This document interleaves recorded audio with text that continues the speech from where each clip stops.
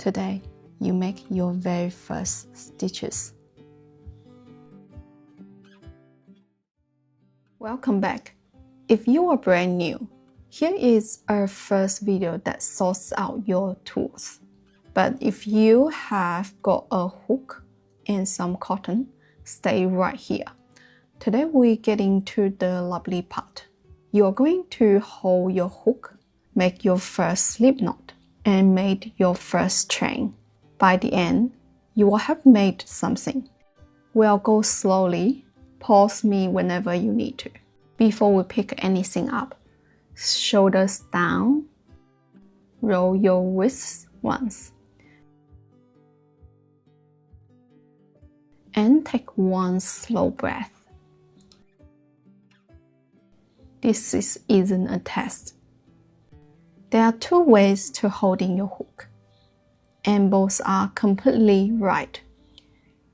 This one's like holding a knife over the top, and this one's like holding a pen.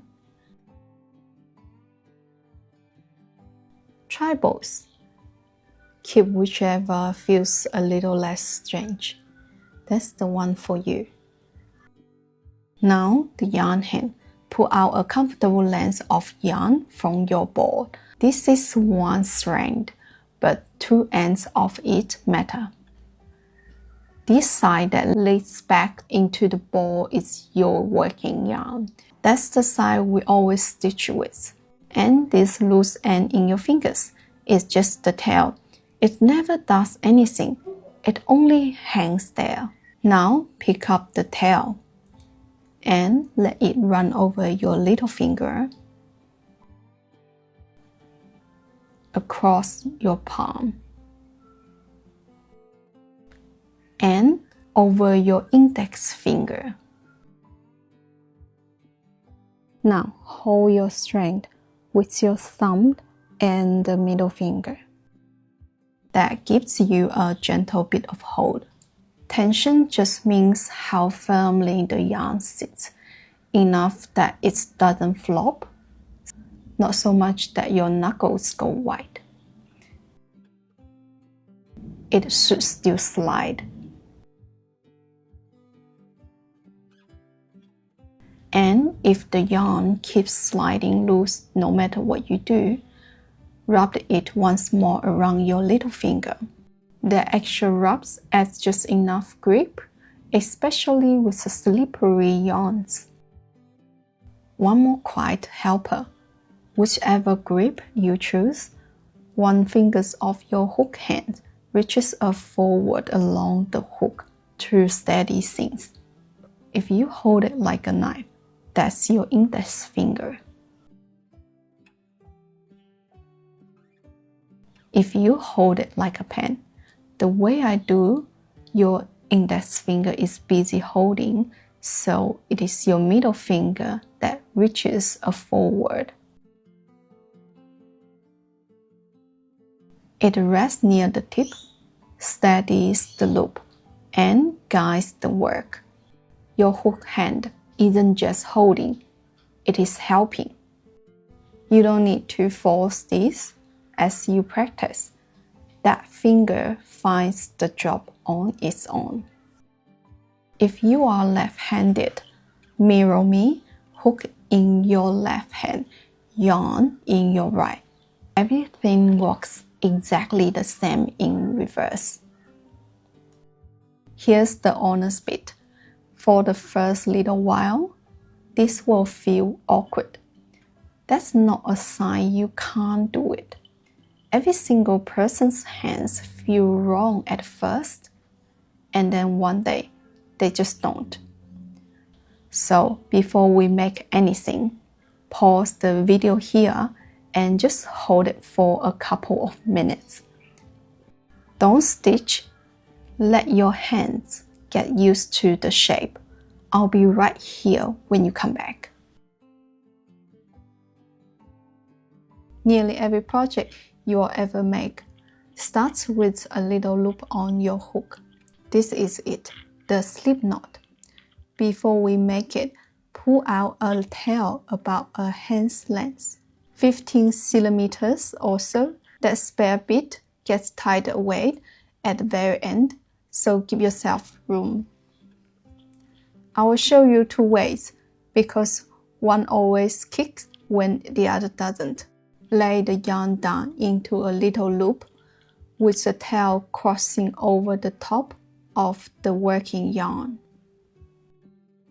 Then put that loop on top of the working yarn.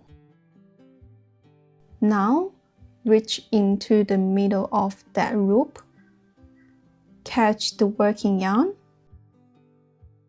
hold the two hanging strings with the other fingers, and pull a new little loop up through, and pull gently, feel it become a knot.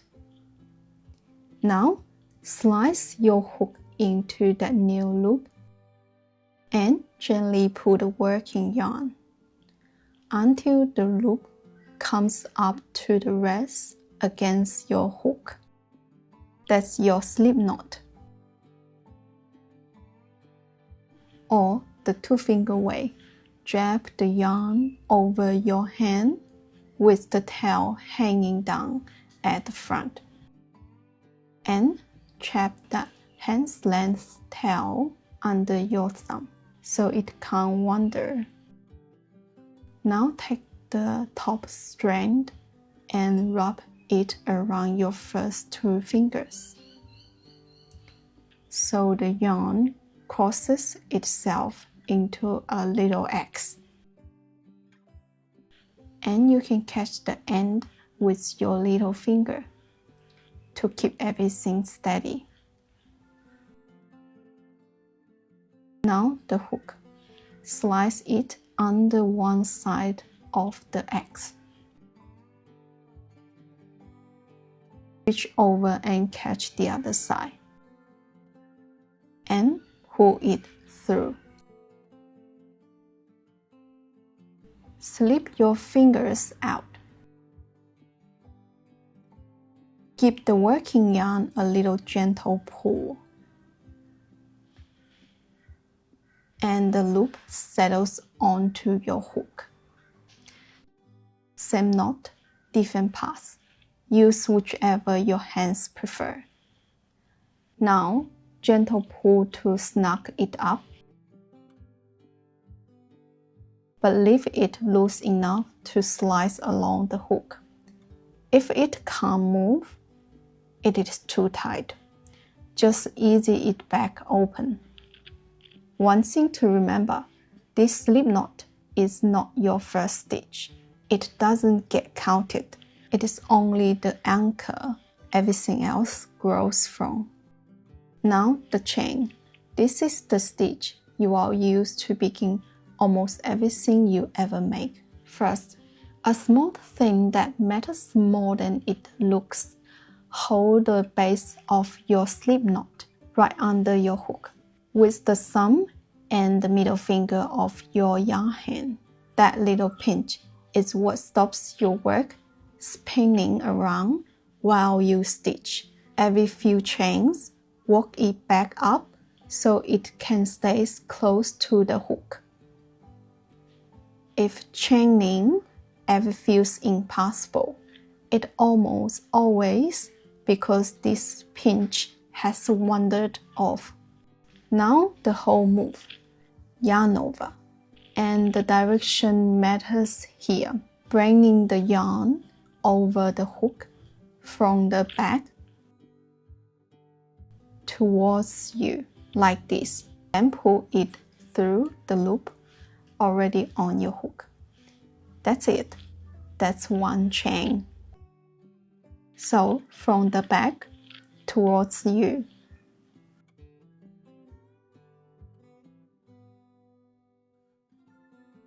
Not this way, from the front. That twists your chains, and you will never know why they look odd. And also, they are a bit hard to get through the loop. One more thing your hands need to know. The hook's little mouth always points down. We dip under the yarn to catch it.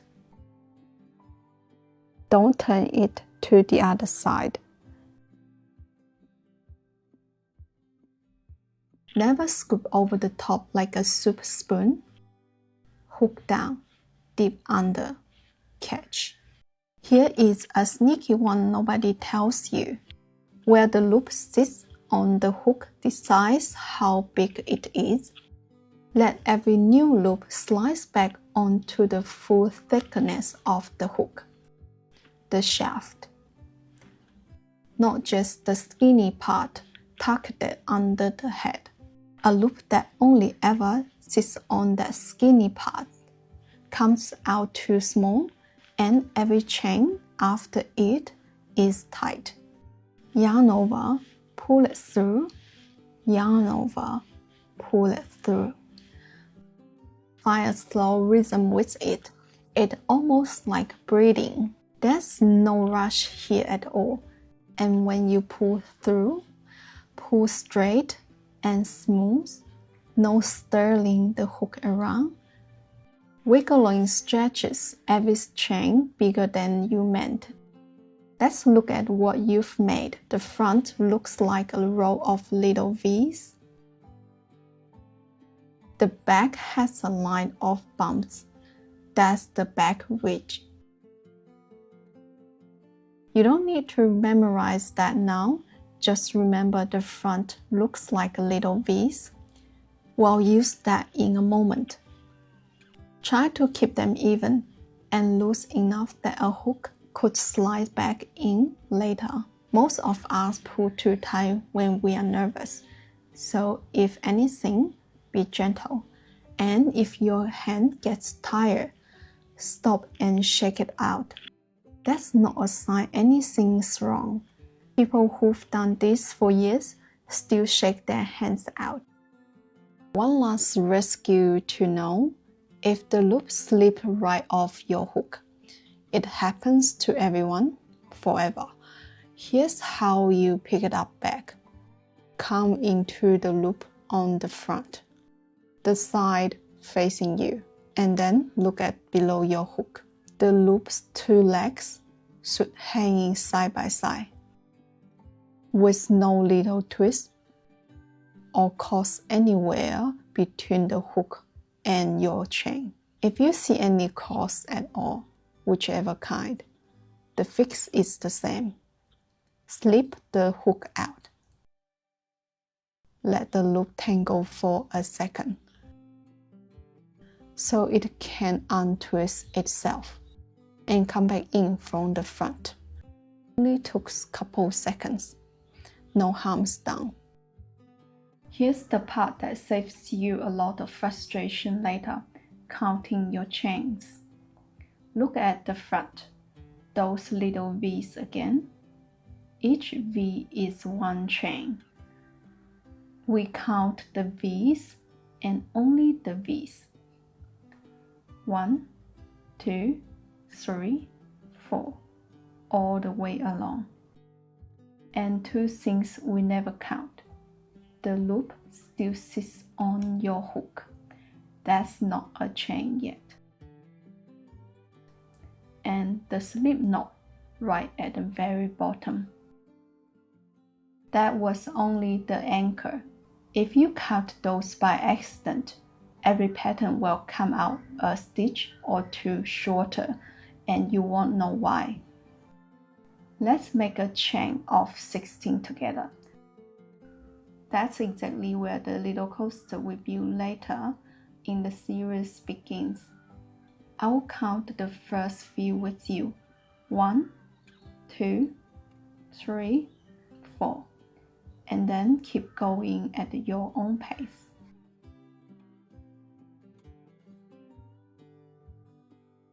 "16 little V's. Check them once more, slowly. And if you lose count halfway, don't start over in a panic. Just find your last V and keep going. Popping a stitch marker in that first chain helps you find your place too. That's it. You've held your hook, made it a slip knot, and made a whole chain.